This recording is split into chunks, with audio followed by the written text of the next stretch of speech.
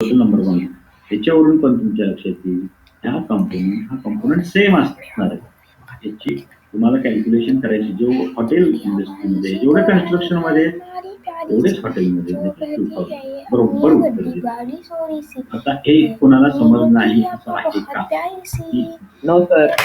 No, sir. How many workers are working in administration? You have to use the formula. Central angle for number of persons in the field of administration equal to number of persons. हा एकच formula आहे, फक्त मी हे change करतो. Hotel, construction, administration, number of persons in the field of administration multiply by 360 divided by total number of workers in all fields. हा समजला, formula माहिती आहे ना, बरोबर आहे ना? तोच एक हो sir. Yes, sir. What is central angle of the administration? किती आहे? 36.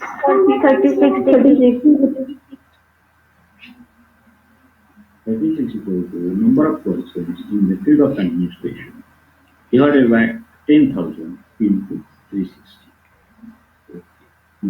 Number of persons in the field of administration equal to 36 multiplied by 10,000 divided by 360. Please take समजून का?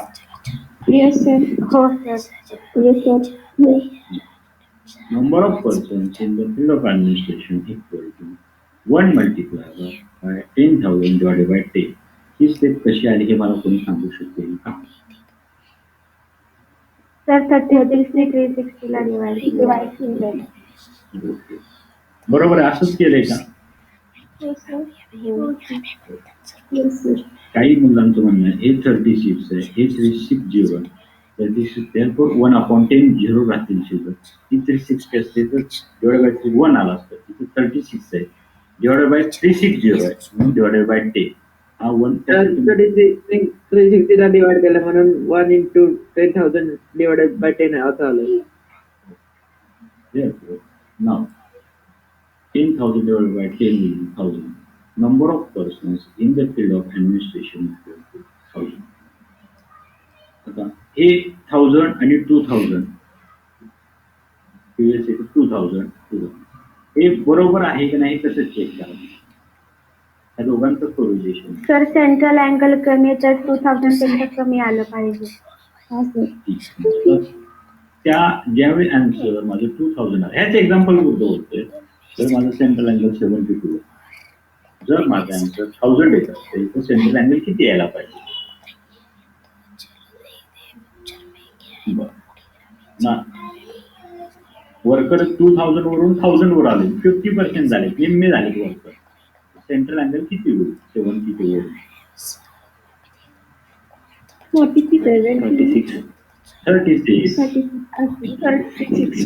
46 नाही होणार. 72 आहे इथे. हा सेम 360 सेम आहे, 10,000 सेम आहे. नंबर ऑफ इथे 2000 आहे, त्याच्या अगेन्स्ट माझं 1000 आन्सर आलं, 50% आलं तर इथे हा 36 व्हायला पाहिजे. हे बरोबर आहे? Yes sir. Yes sir. आता कोणत्याही कॉम्पोनंट मधले कोणताही हॉटेल, कोणताही इंडस्ट्री, कोणती इंडस्ट्री असते, हे वर्कर 10,000 पेक्षा कमीच येतील का? हो सर. हो. 10,000 आहे ना सर. हा, सगळ्यांची समिशन 10,000 आहे, म्हणजे याचा आन्सर 10 पेक्षा कमी आला. सगळ्यात जास्त सेंट्रल अँगल कोण आहे? 72 2 आहे. त्या 72चं किती आलाय वर्कर? 2000. म्हणजे इतर कॉम्पोनंटचे वर्कर हे 2000 पेक्षा जास्त येतील, कमी येतील का तेच राहतील? कमी येतील. सेंट्रल अँगल नाही, अजून कोणाचं काहीतरी वेगळं म्हणणं आहे? गिवन मध्ये प्रोडक्शन 90 डिग्री आहे ना, मग अजून पण वाढू शकतो आहे का 90 डिग्री? एक मिनिट. हो सर आहे. हो सर आहे. हो सर आहे. हे पहा, प्रोडक्शन 90. आता जर प्रोडक्शन 90 असेल याचा अर्थ त्याचे 2000 पेक्षा कमी येतील, सेम येतील, जास्त येतील. जास्त येणार. जास्त येणार. ओके व्हेरी हो, गुड. sir. चांगलं तिनं सांगितलं की मी 72 म्हणते 90 आहे. तर याच्यामध्ये ही फिगर जास्त. हे तुम्ही ज्यावेळी एक्झाम्पल सॉल्व्ह करता त्यावेळी सायमल्टेनियसली बघत चला की ते मॅच होतंय का, चुकतंय का होते. नाव आपण हाऊ मेनी वर्कर ऍडमिनिस्ट्रेशन काढलं. आता परत आलं what is the percentage of workers in production. आता काय विचार याचा अर्थ सांगावं. What is the percentage of workers in production म्हणजे काय? प्रोडक्शन मध्ये काम म्हणजे प्रोडक्शन मध्ये किती काम करते त्याची पर्सेंटेज पर्सेंटेज बरं. म्हणजे मला त्यांनी वर्कर्स विचारले का पर्सेंटेज विचारले? पर्सेंटेज. आता मी असं गृहीत धरलं होतं की माझी 2000 पेक्षा जास्त होती आणि त्याच्यावरून मी व्हेरीफाय करेल की yes my answer is correct or wrong. पण आता मला त्यांनी जर पर्सेंटेज विचारलं असेल तर मात्र 2000 ची मला कम्पेअर करता येणार नाही. ठीक आहे. मग आता तो पर्सेंटेजचा तर माझ्याकडे फॉर्म्युला नाहीये. ठीक आहे. नाव central angle for number of person in the field of production तो आहे का? बरं. तो किती आहे? 90. आता टोटल वर्कर जे आहेत 10,000 टोटल वर्कर त्यांचा सेंट्रल अँगल किती आहे? 360 degree. हे 360 तुम्हाला कुठे आन्सर मिळाला? मला एक्झाम तर टोटल 360 डिग्री त्यामुळे 360. So can I write percentage worker नाही percentage of the worker percentage of worker number of workers नाही in production equal to 90/360 multiply by 100. हे समजलं का? हा फॉर्म्युला समजलं. Yes sir. Then 1/4 into 100 therefore 25. The percentage of the workers in the production. परत एकदा सांगतो. सेंट्रल अँगल किती आहे? 90. तो आउट ऑफ किती? 360. therefore 90/360. हे कशामध्ये percentage multiply by 100. 1/4 into 100 that is 25. therefore the percentage of the workers is 25%. याचा अर्थ काय?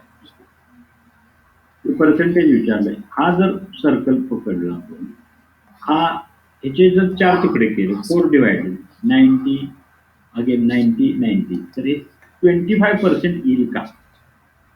पर्सेंटेज येस पर्सेंटेज कसं काढणार?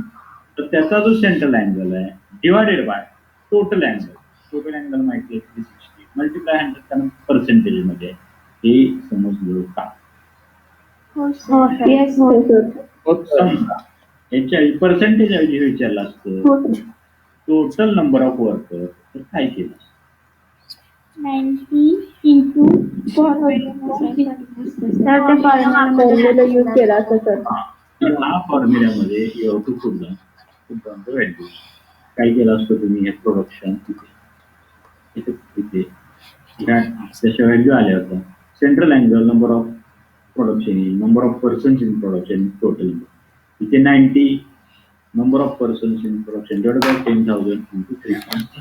त्या पद्धतीने ते आणि ते आन्सर 2000 पेक्षा जास्त आलं असतं. त्याच्यात कोणाला काही शंका आहे का? No sir.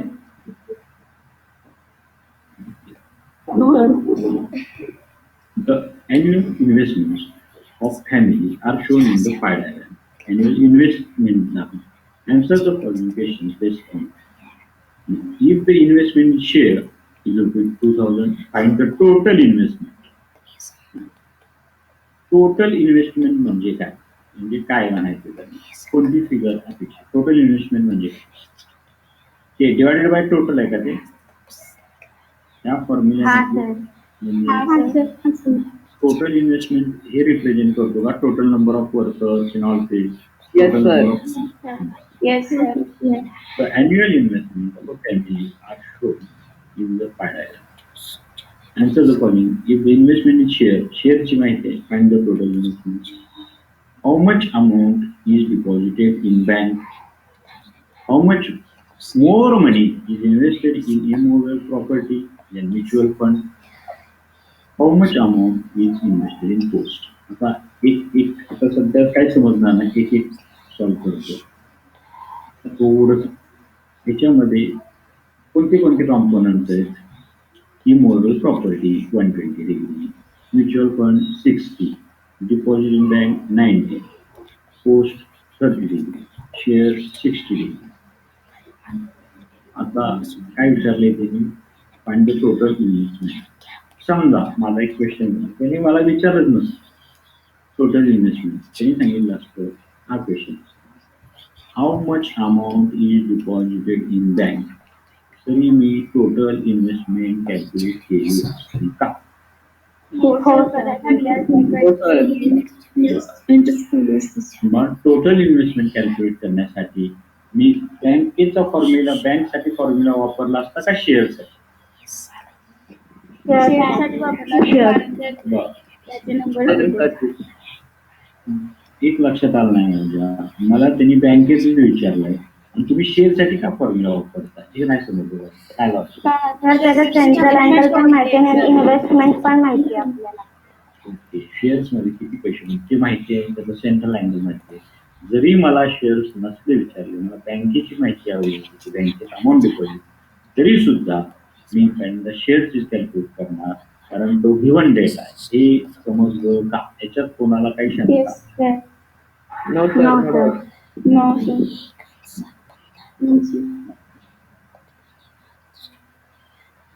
Central angle for investment in shares हे शेअरच का घेतलं? Investment in share divided by total into 360 हा फॉर्म्युला बरोबर आहे का? हो सर. हो sir. What is the central angle for investment in share? 60 degree. 60 degree. Therefore, 60 degree equal to investment in share. In shares मध्ये इन्व्हेस्टमेंट किती आहे? 2000. 2000 rupees. If the investment in share is rupees 2000, so central angle for 60 equal to 2000 multiplied by 360 divided by total investment. हा formula बरोबर आहे का? Yes, sir. Therefore, after the cross multiplication, total investment multiplied 60 equal to 2000 multiplied by 360.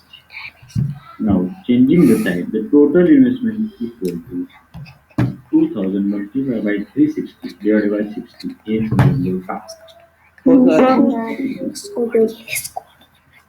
हे मला नाही समजलं. Total investment equal to 2000 A multiplied by 6 कसे आहे? Sir, 16 Sir, 360 divided by 36 तर ते 360 divided by 0 कट होऊन पण सोपं पडेल. म्हणजे पहिल्यांदा 0 कट करणार तुम्ही 0 कट करणार 36 अपॉन 6 तर दोन्हीकडे 0 कट होणार आणि 60 36 ला डिवाइड होणार. 36 upon 6. Total investment will be 2000 multiplied 12,000. आता तुम्हाला हे 12,000 आन्सर कशाचं आलेलं आहे? हे answer सांगितलं. Total investment.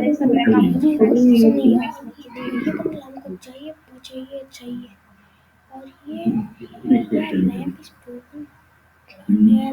म्युच्युअल फंड मध्ये किती इन्व्हेस्टमेंट असेल? 2000 rupees. हा सर 1000 रुपीज बरोबर आहे नक्की. हो सर. Central angle. कशाच्या आधारावर सांगितली इन्व्हेस्टमेंट 2000 एकदम कॉन्फिडेंटली सांगितलं. Central angle. क्षणाचाही विचार न करता पटकन सांगितलं फॉर्म्युला पाहिला नाही काय just is 60 and 60.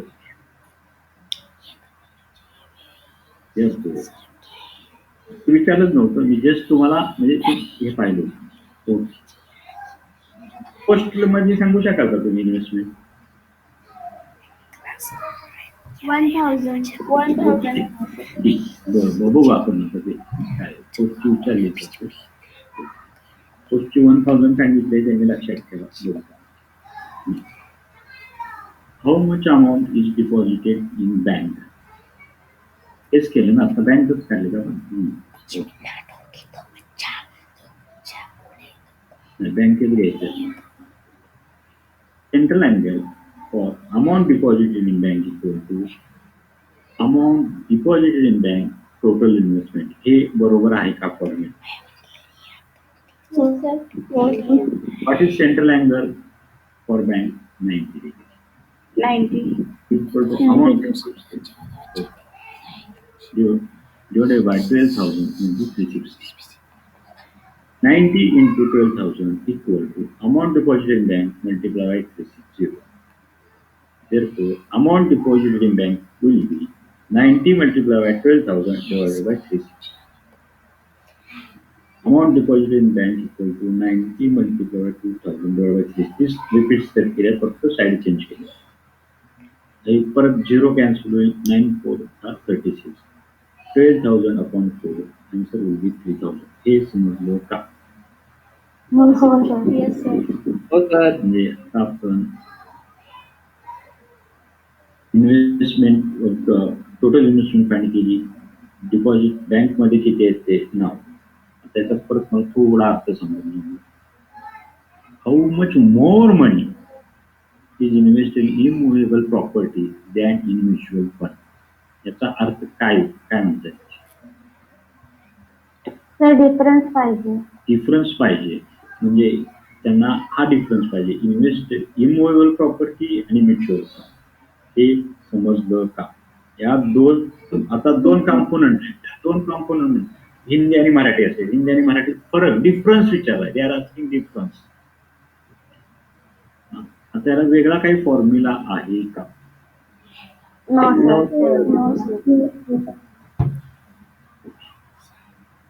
Central angle for amount invest immovable प्रॉपर्टीचे समजा आपण काढले formula amount invested in immovable property divided by total investment into 360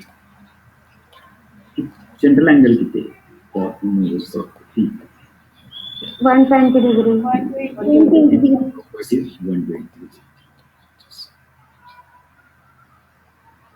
120 equal to amount in immovable property divided by 12,000 into 360 हे बरोबर आहे का yes sir. Cross multiplication 120 into 12,000 is equal to amount invested in immovable property into 360. Therefore, 120 multiplied by 12,000 upon 360 हे समजलं का amount invested in immovable property. Amount invested in immovable property equal to तेच परत repeat फक्त side change आहे 120 into 12,000 divided by 360.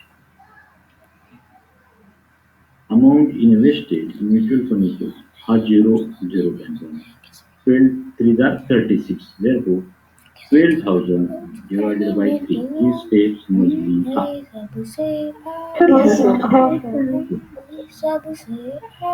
therefore amount invested in mutual fund will be 4,000.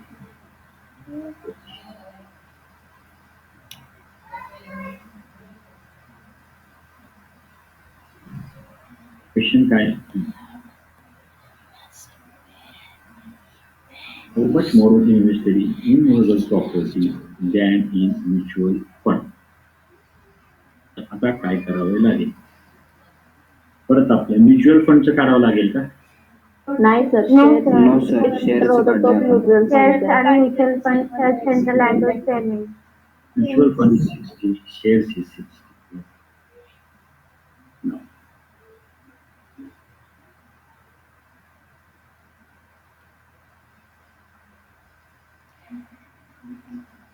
ते आपण already mutual fund हे काढलेलं बघा ते ऑलरेडी काढलेलंच आहे पण ते तुम्हाला तसं लिहिता येणार नाही mutual fund equal to shares ते आधी काढलेली नव्हतं central angle for amount invested in mutual fund equal हे 2,000 हे तुम्हाला माहित होतं का हो सर. ते कसं काय माहित झालं तुम्हाला 2,000 देणार आहे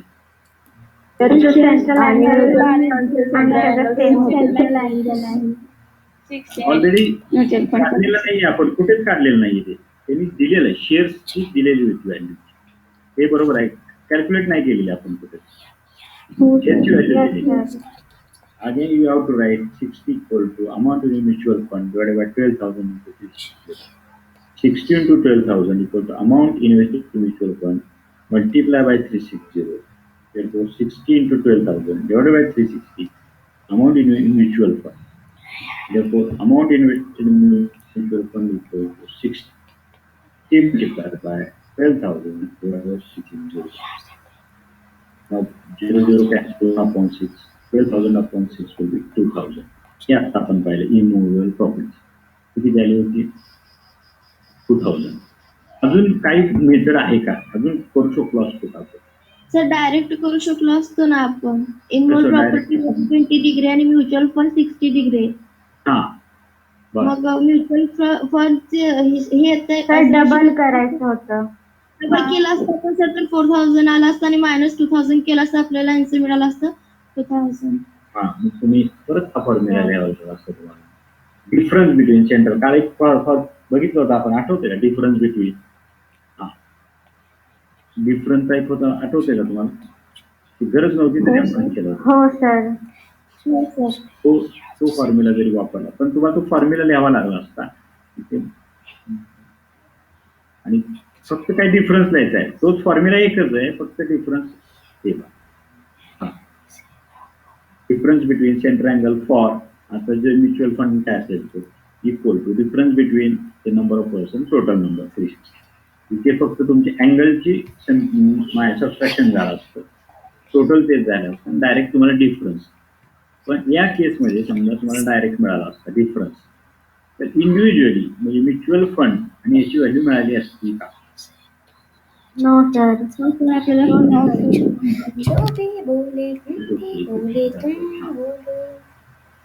how much more money is invested in immovable property आणि म्युच्युअल फंड. तर इमोवेबल प्रॉपर्टीमध्ये किती अमाऊंट जास्त हे समजलं असतं पण मी जर तुम्हाला विचारलं असतं इमोवेबल प्रॉपर्टीमध्ये किती अमाऊंट आहे म्युच्युअल फंडमध्ये किती गुण तर ते सांगता आलं असतं का नाही नंतर नाही त्या फक्त डिफरन्स न म्हणतो डिफरन्स डायरेक्ट डिफरन्स आपल्याला फॉर्म्युला काढावं लागलं असतं. काढावं लागलं आणि त्याची गरज आहे का विचारलं आहे का त्यांनी क्वेश्चन मध्ये सांगितलंय का इमोवेबल प्रॉपर्टी काढा mutual fund no sir. No sir. त्यामुळे ते नाही काढले तरी चाललं तुम्ही ह्या मेथडने करा ज्यांना कोणाला सोयीची वाटेल ती मेथड यू कॅन यूज. तर नाव अमाऊंट म्युच्युअल फंड माहिती आहे 4000 इक्वेशन 1 मध्ये किती आहे 2000 ठीक आहे म्युच्युअल फंड मध्ये आणि therefore immovable property 4000. More money immovable property equal to 4000 minus 2000 equal to 2000 हे समजलं का हो सर. हो सर.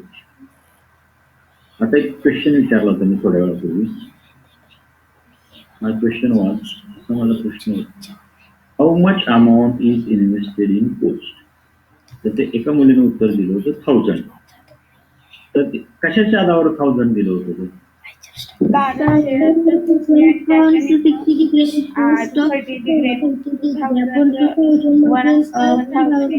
आणि 30 डिग्री होतं सो 2000 हाफ असणार. हा sir.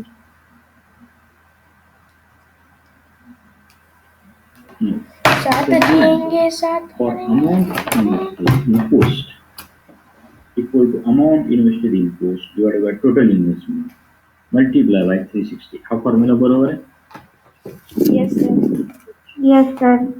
Central angle is 30 equal to amount invested in post divided by 12,000 into 360. Therefore, 30 multiplied by 12,000 equal to amount invested in post multiplied by 360. 30 multiplied by 12,000 divided by 360 equal to amount invested in post. Amount invested in post equal to 30 multiplied by 12,000 divided by 360. Amount invested in post equal to 30. Keep it at it. 6010 will become 36. 12 3s are 36. 12 1s are 12. Therefore 100 upon 3 is the समजली का हो sir. हो sir. 30 upon 3 will be 10. 10 into 100. Therefore, amount invested in post is 1000. इथे तुम्ही न formula वापरताय, केवळ central angle 60च्या against 30 आहे तिथे गोष्ट. याच्यावरून तुम्ही 1.8 कॅल्क्युलेट केलं तर तिथे उत्तर बरोबर आहे. आता या चॅप्टर मध्ये कोणाला काही शंका आहे का, मीन एव्हरेज कोणती असू दे आहे का, असेल तर विचारू. No sir. एकच फॉर्म्युला आहे, फक्त तो व्यवस्थित काय विचारलंय, काय कॅल्क्युलेट करायचंय ते सगळं घे. आता आपण जो मॅथ्स 1 आहे तुम्हाला तो बोला बोला. सर ते पाय डायग्राम मध्ये आपल्याला कंपोनंट दिलेले असतात, ते ऍक्युरेट कसे फुलफिल करायचे सर पाय डायग्राम मध्ये? काय ते कसं? सर पाय डायग्राम आपल्याला सांगितलं टू ड्रॉ पाय डायग्राम. हा बरोबर आहे. हा, बरोबर. मग सर draw. आपण सेंट्रल अँगल ऍक्युरेट कसं फुलफिल करायचं? बर, आता पाय डायग्राम काढण्यासाठी काय काय आवश्यक आहे, नेसेसिटी काय काय आवश्यक आहे? सर पाय डायग्राम मला काढायचा आहे, पण काय सेंट्रल अँगल. Central angle. समजा सेंट्रल अँगल मला सांगितला 90, तर मी 90 डिग्रीचा अँगल काढू शकतो का? हो सर. हो सर. बर, अजून एक अँगल सांगितला 45, तर मी 45 डिग्रीचा अँगल काढू शकतो का? हो सर. अनदर अँगल 30, तर मी तो काढू शकतो का? त्याला शेजारी. हो अनदर अँगल 120, तो हे करू शकतो का? असे Yes. सगळे अँगल जर 3-6 बेरीज झाली तर मी अँगल काढू शकतो का? हे सगळे आणि ते हो, अँगल sir. काढणे समजलं. म्हणजेच पाय डायग्राम होणे. फक्त मग ते तुम्ही कंपास मध्ये हे घेऊन सर्कल काढायचे. ऍक्युरेट कसं अँगल काढायचं? बर, 90 डिग्रीचा ऍक्युरेट अँगल काढता येईल. हो सर, स्ट्रेट असतं ते काढू शकतो. बर, 45 चा येईल. हो सर. बर, 30 चा येईल. हो सर. हो सर. बर, एकच मिनिट हा. तर इथे बघू, हे 60 चा काढता येईल. Yes sir. 120, हो सर. Yes sir. 60, 30 आणि 90. येस. आता अँगल काढण्यात मला सांगा काय अडचण आहे? ऍक्युरेट म्हणजे काय करायचं? मेजर करायचं आहे फक्त अँगलचं. 120, परत इथून 60, 30, 90, 60. बरं, तुम्ही एकदा काढून तर पहा, काय तुम्हाला प्रॉब्लेम वाटतोय का त्याच्यामध्ये? नो सर, पण असंच विचारलं सर कसं आहे? बरोबर आहे, ती शंका बरोबर आहे की ते तुम्हाला असं वाटतं ते येईल का नाही. एक करा, सर्कल काढा, नंतर ते इरेजर तुम्ही करून टाकायचे आउट ऑफ सर्कल. एकदा ट्राय करून पहा, जर अडचण आली तर हे पहा. ठीक आहे. बर, अजून कोणाला काही शंका आहे का? No sir. No sir. No. Next lecture होणार आहे नाही, सर. नेक्स्ट लेक्चर परवापासून होईल. परवापासून होईल. Okay sir. आता आपला फक्त फायनान्शियल प्लॅनिंग राहिलेलं आहे, बरोबर आहे का? फर्स्ट मी बोलतोय. आणि हे राहिलेत आपले, मला प्रॉब्लेम सेट जे असतात ते एक राहिलेले आहेत, ते सगळे फॉर्म ते घ्यायचे. आता आपण याच्यानंतर जो सेकंड पार्ट आहे तुमचा मॅथ्स, तो सर्कल, तो उद्यापासून सुरू करू.